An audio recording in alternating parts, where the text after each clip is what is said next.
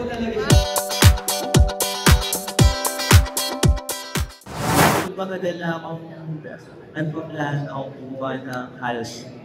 Kaso ito debut album siya unang mga beses. So, kahit magkatayin mo siyang plano, hindi mo siya alam kung paano sisimulan. Then, kakatuto na sa mga mas alit sa akin ng artist, mga kuya sa hip-hop, ganyan. More yung ano daw ako nagkasama kasi. Personalized daw dapat pagka-album. So, kami magkaroon ako ng gano'ng nashiyan. Medyo kung naka-step ko ka ng say. Mas madali kong clarify. Pero, ayun, ang inspiration ko din talaga is yung na naranasan ko. Tapos, mas gusto ko ipakita at sabihin sa message na still guy, parang ang dami ko na nagawa. Parang hindi ko pa rin. Araw-araw ako nagsisimula.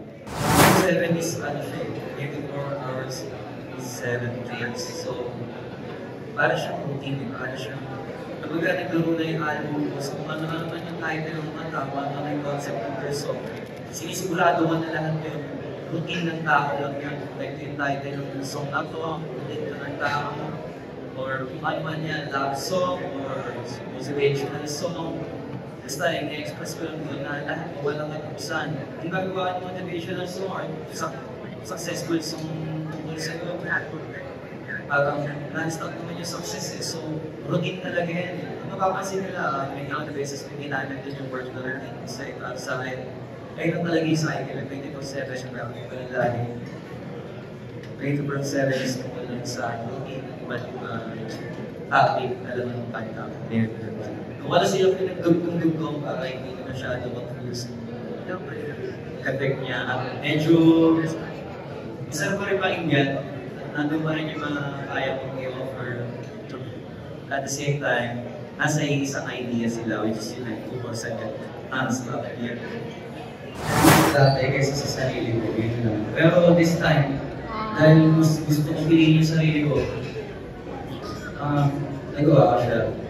Dati kasi mas marami kaming project na mas kailangan tutuman and lahat naman yung nagawa na namin. This time, pwede naman akong gumawa ng sarili kong para sa akin. Kasi para sa akin si Flo G, marami na rin siyang nasa balikat, marami na rin siyang shoulder, marami na rin siyang pananagutan sa mga hinakot niyang audience.